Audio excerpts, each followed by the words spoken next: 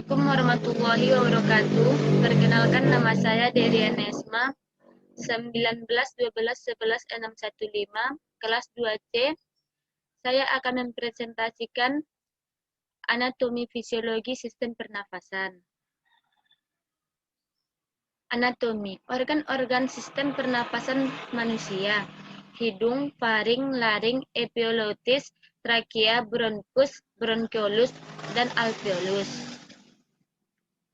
Hidung adalah organ tubuh yang berfungsi sebagai alat pernafasan dan indera penciuman. Nares anterior adalah saluran-saluran di dalam rongga hidung. Saluran-saluran itu bermuara ke dalam bagian yang dikenal sebagai vestibulum. Rongga hidung dilapisi sebagai selaput lendir yang sangat kaya akan pembuluh darah dan bersambung dengan lapisan faring dan dengan selaput lendir sinus yang mempunyai lubang masuk ke dalam rongga hidung. Septum nasi memisahkan kedua cakrum nasi. Struktur ini tipis terdiri dari tulang dan tulang rawan sering membengkok ke suatu sisi. Rangka hidung. Rangka hidung dibentuk oleh bagian atas oleh labinan cribosa, osis ethmoidalis, dan presnalasis osis frontalis. Dinding lateral oleh tulang keras dan tulang rawan. Sekat hidung. Di samping itu terdapat celak kafum nasi. Proses spotululasis terletak antara konka suprema dan superior. Meatus nasi superior, star konka superior, dan konka media. Meatus nasi media antar konkav media dan konkav inferior. Bagian-bagian hidung. Batang hidung, cuping hidung, septum nasi, kafum nasi. Dinding hidung terdapat alat-alat kecil yang berfungsi untuk menggerakkan hidung dan menghirup udara meliputi ada beberapa 7. Arteri platina bercabang 2 yaitu analasis posterior dan analasis posterior seperti nervus olfactorius, nervus trigeminus, nervus ethmoidalis, nervus platinus anterior. Faring adalah suatu saluran otot selaput, kedudukannya tegak lurus antara basis krani dan vertebra cervicalis. Faring dibagi menjadi 3, yaitu nasofaring, orofaring, dan laryngosofaring. Nasorofaring terletak di bagian posterior rongga hidung dan bagian bawah tulang sfoid. Orofaring terletak di belakang mulut dan dipisahkan dari nasofaring oleh palatum lunak. Laryngorofaring berhubungan dengan bagian belakang esophagus dan laring. Laring merupakan jalinan tulang rawan yang dilengkapi dengan otot, membran, jaringan ikat, dan ligamentum.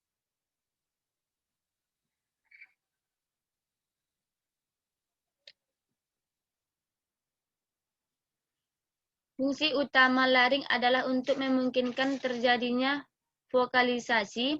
Laring juga melindungi jalan nafas bawah dari obstruksi benda asing dan memudahkan bantu laring, sering disebut sebagai kotak suara dan terdiri atas epilotis, kartilago kroid, kartilago antertoloid, pita suara.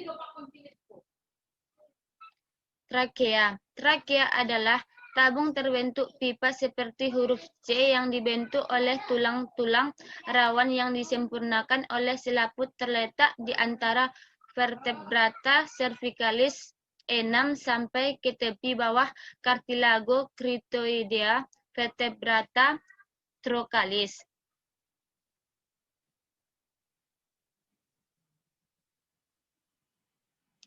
Bronkus. Bronkus merupakan lanjutan dari trakea. Bronkus terdapat pada ketinggian vertebra trokalis 4-5. Percabangan saluran nafas dimulai dari trakea yang bercabang menjadi bronkus, sampai dengan percabangan bronkus terakhir sebelum bronkiolus. Alveoli. Bagian terakhir dari perjalanan udara adalah di alveoli. Di sini terjadi pertukaran oksigen dan karbon dioksida dari pembuluh darah kapiler dengan udara. Terdapat sekitar 300 juta alveoli di kedua paru dengan diameter masing-masing rata-rata 0,2 mm. Paru-paru. Sistem pernapasan pada dasarnya dibentuk oleh jalan atau saluran nafas dan paru-paru beserta pembungkusnya, dan rongga dada yang melindunginya. Di dalam rongga dada terdapat juga jantung di dalamnya. Rongga dada dipisahkan dengan rongga perut oleh diafragma. Paru-paru terdapat dalam rongga toraks pada bagian kiri dan kanan. Paru-paru memiliki aspek-aspek paru melukis ke dalam leher sekitar 2,5 cm di atas kalvikula. Permukaan kontovertebra menempel pada bagian dalam dinding dada. Permukaan medialistis menempel pada perikardium dalam jantung. Basis terletak pada diafragma.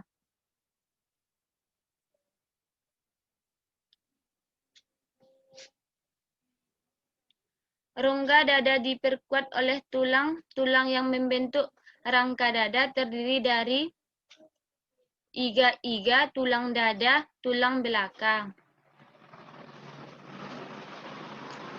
Paru-paru otot yang menempel pada rangka yang berfungsi penting sebagai otot pernapasan. Otot-otot yang berfungsi dalam bernafas adalah sebagai berikut.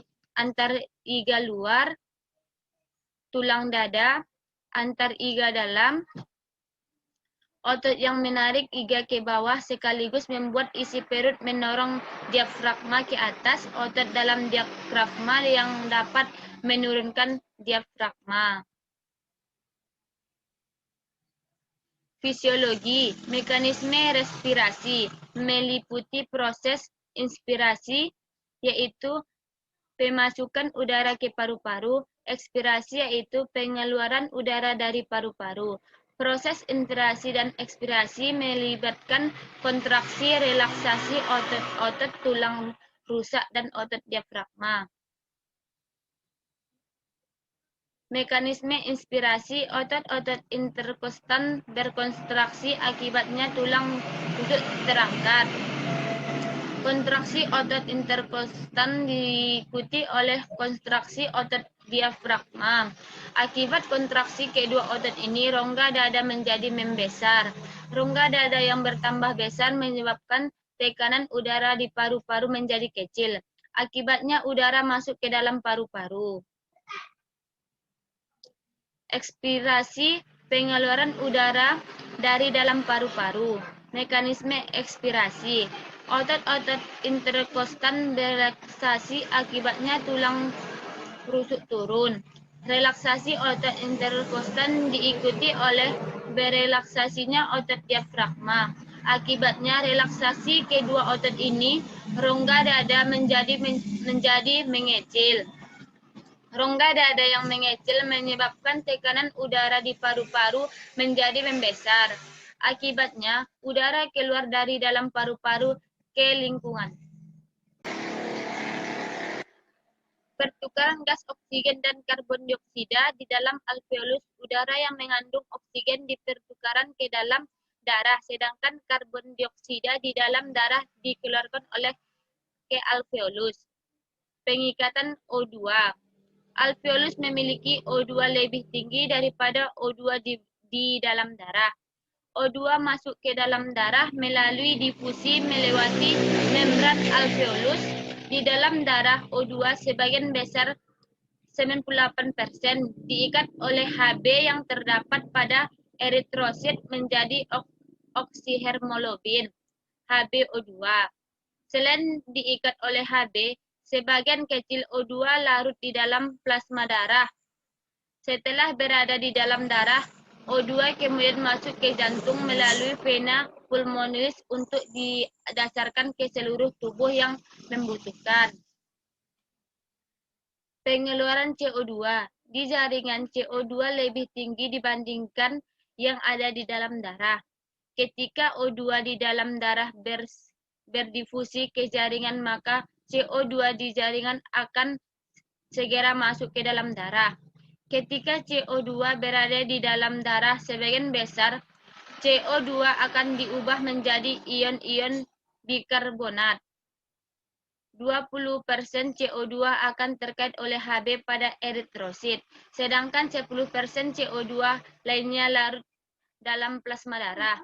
Di dalam darah CO2 dibawa ke jantung, kemudian oleh jantung CO2 dalam darah dipompa ke paru-paru melalui arteri pulmonalis.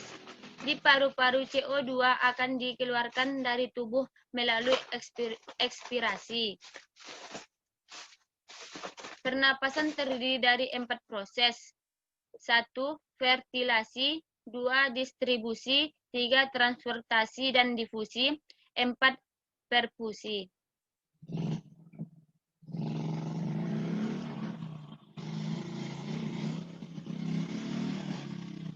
Terima kasih.